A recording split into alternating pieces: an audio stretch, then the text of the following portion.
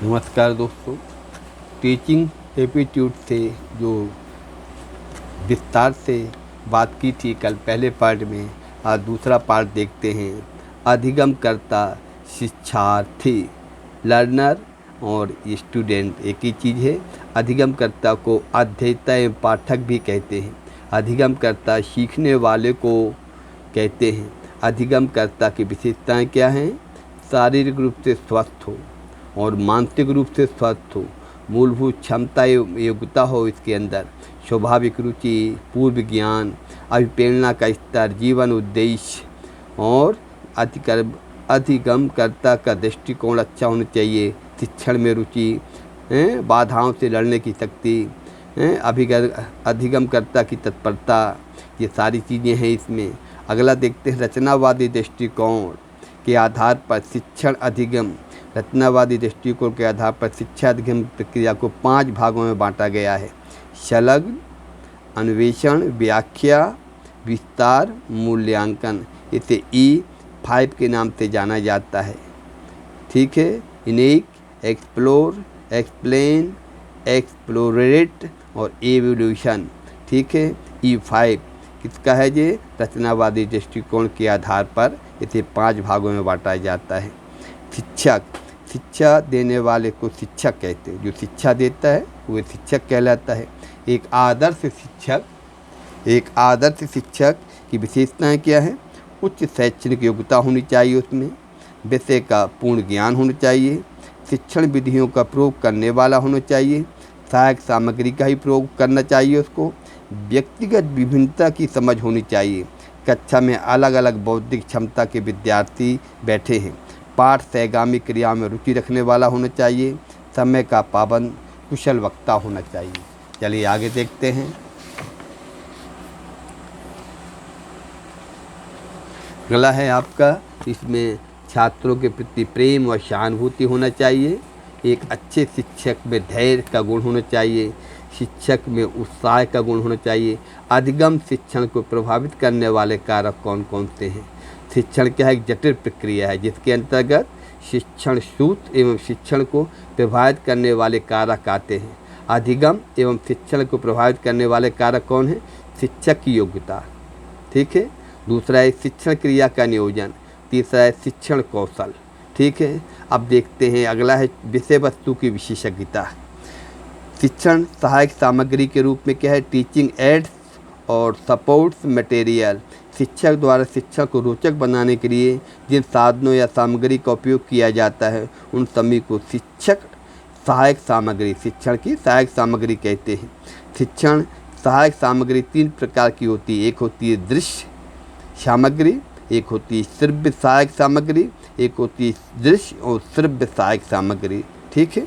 दृश्य सहायक में क्या आएगा? जैसे प्रत्यक्ष रूप से देखना है, इस प्रकार की शिक्षण सामग्री को हम अपनी आँखों से देख सकते हैं। श्रव्य में क्या है? इसमें केवल हम सुन सकते हैं। और दृश्य और श्रव्य सहायक सामग्री में क्या है? इसमें देख भी सकते हैं, सुन भी सकते हैं। ये चार्ट दिया हुआ है, इस चार्ट के माध्यम से आप देख लेंगे कौन दृश्य सामग्री है, श्रवण सामग्री है और श्रव्य दृश्य सामग्री है। चलिए बात करते हैं। बुलेटिन बोर्ड, फिनेलर बोर्ड, कार्डबोर्ड के छोटे टुकड़े को तैयार चित्रों को फ्लेवर बोर्ड पर चिपकाया जाता है, flash card, tap recorder, gramophone, ये सब क्या हैं? आपके साधन काय के शिक्षण की सहायक सामग्रियां हैं। अगला देखते हैं इसमें शिक्षण की विधियां। शिक्षण की विधियां क्या हैं?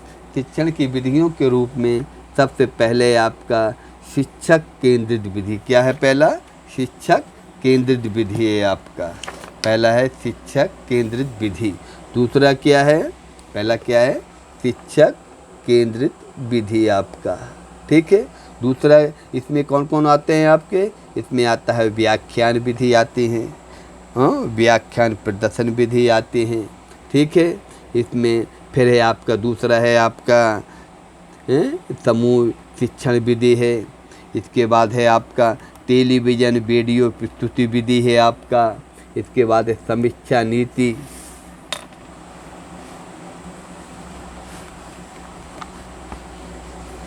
समीक्षा नीति संबंधी विधि है।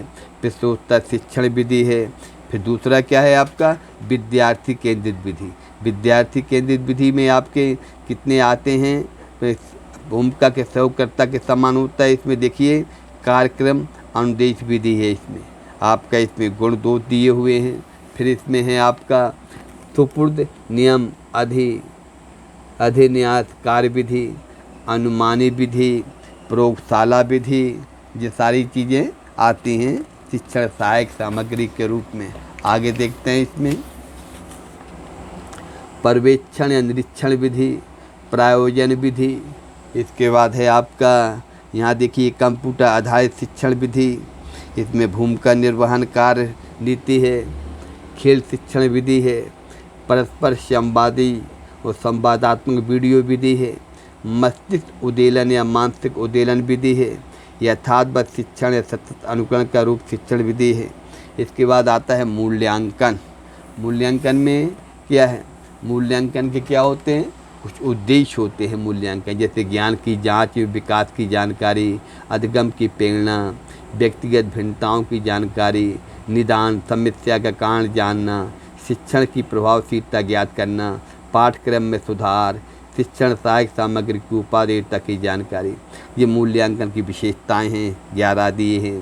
क्रमबद्धता, वस्तुनिष्ठता, विश्वसनीयता, वैधता, व्यवहारिकता, व्यापकता, निरंतरता। मूल्यांकन उद्देश्य निष्ठ प्रक्रिया है, व्यवहार प्रधान, गुणात्मक, अधिगम प्रधान। ये मूल्यांकन प्रक्रिया, मूल्यांकन के पद हैं आपके 5 दिए हैं। मूल्यांकन के प्रकार हैं ये निर्माणात्मक, रचनात्मक मूल्यांकन, संरचनात्मक मूल्यांकन, ये पहला प्रकार हो गया। दूसरा क्या है इसमें, दूसरा है योगात्मक, संकलनात्मक, अंतिम मूल्यांकन। ये मूल्यांकन के प्रकार हैं। निदानात्मक मूल्यांकन, उपचारात्मक मूल्यांकन, गुणात्मक मूल्यांकन, मात्रा ये आ जाते हैं। किस कोई का मूल्यांकन छोड़ दिया, वो इसमें कौन कौन से मूल्यांकन के प्रकार हैं, इस तरह जोड़ियों के रूप में आ जाते हैं। अब है आपका साक्षात्कार, इंटरव्यू। इसमें है ढांचागत संरचित साक्षात्कार।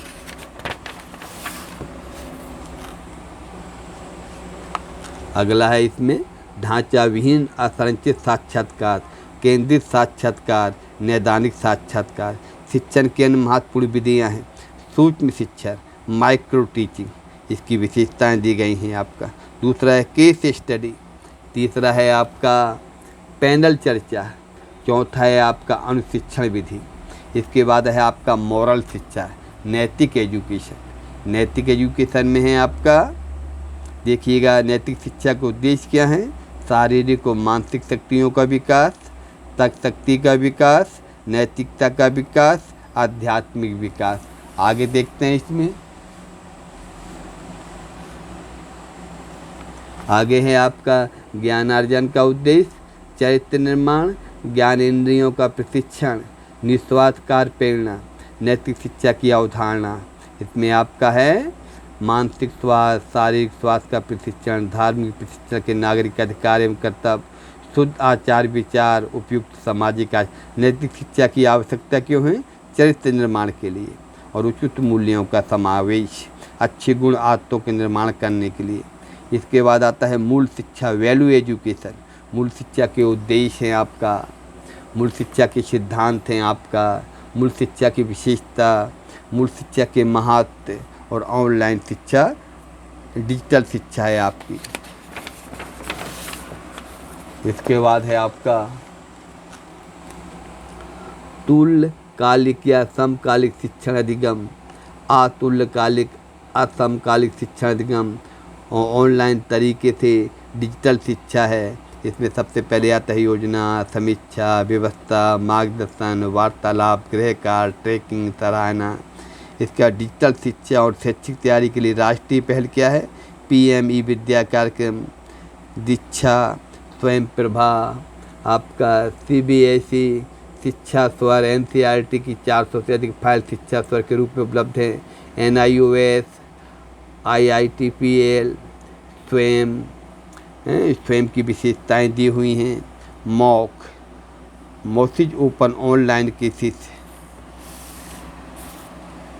इसमें आपका फिर आता है CS, ये आपके दिए हुए हैं। प्राचीन शिक्षा या परंपरागत शिक्षा के रूप में देखते हैं इसमें अपन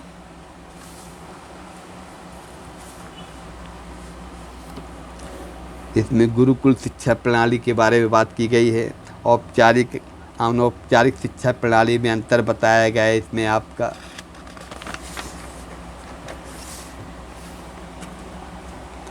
फिर आपका 2020 के जो महत्वपूर्ण कुछ सवाल हैं, टॉपिक है, उन पर चर्चा की गई है।